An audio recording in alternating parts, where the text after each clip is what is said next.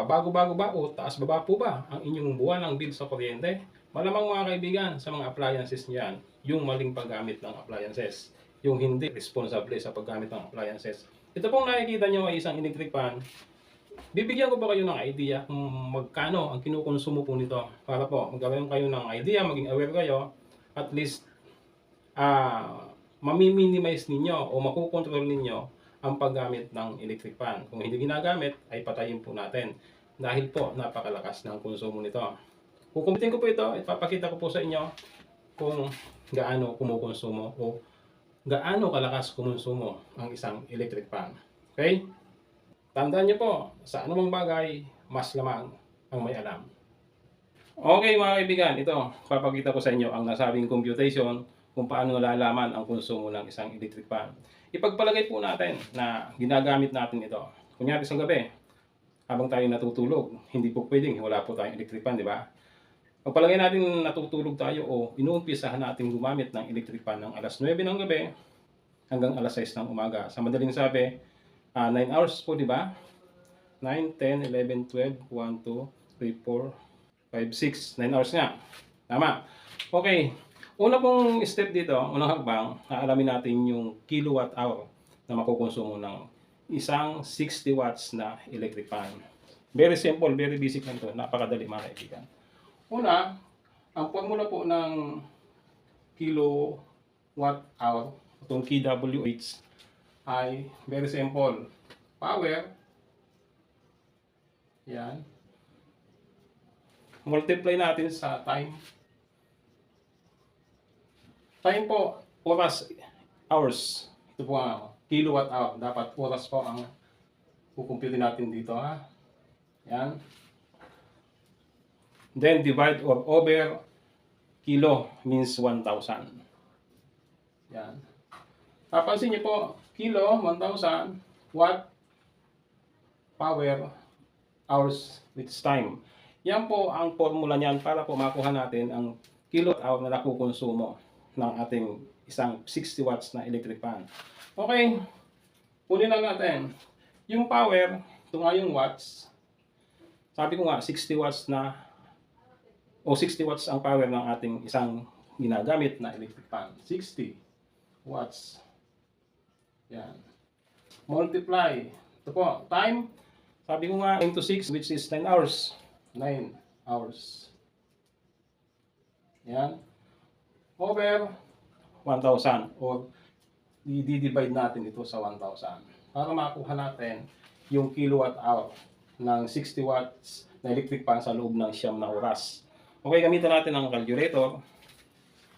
Ito, 60 multiply sa 9 hours, then divide sa 1,000. Ayan po, 0.54. Ibig sabihin, 0.54 kilowatt hour. Yan po ang nakonsumo ng isang 60 watts na electric fan sa loob ng 9 na oras from 9 PM to 6 PM. Ngayon, ang tanong diyan, magkano bang babayaran natin sa isang 0.54 kilowatt hour? Okay? Nag-research po ako sa internet at inalam ko yung price ng per kilowatt hour ngayong September 2025. Yan, lumabas po dito na 13.0851 per kilowatt hour September. Makikita niyo po. Kita niyo ba? Yan. Ayan, no? Ulitin ko, 13.0851 ang per kilowatt hour. I-multiply po natin dito sa 0.54. Tingnan natin. Multiply ang per kilowatt hour na 13.0851. Ayan. Tingnan natin kung magkano. At ulit natin ang calculator. 0.54 times 13.0851. Ayan po. 7.06 something. Yan. Mula dito, 7 piso na po ito. Ito na po yung babayaran natin. Yan.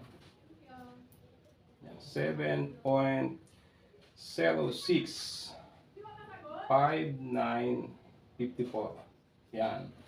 Yan po ang babayaran natin sa kuryente sa 0.54 kilowatt hour na nagamit natin na electric fan na 60 watts sa loob ng 9 na oras.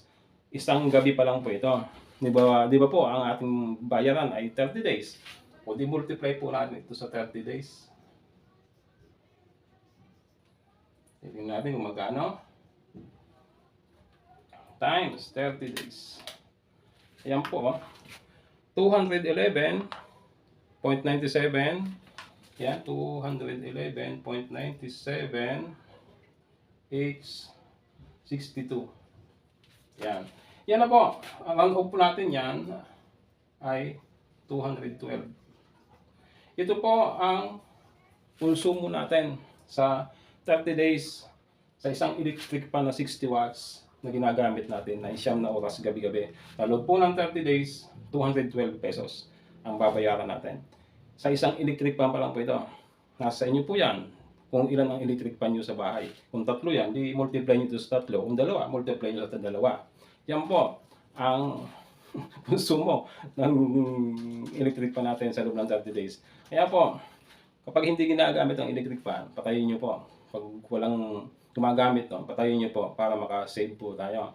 Hindi yung tuloy-tuloy po yan. Nako, tuloy-tuloy po ang konsumo niyan, tataas po ang kilowatt na konsumo niyan, tataas ang bill natin.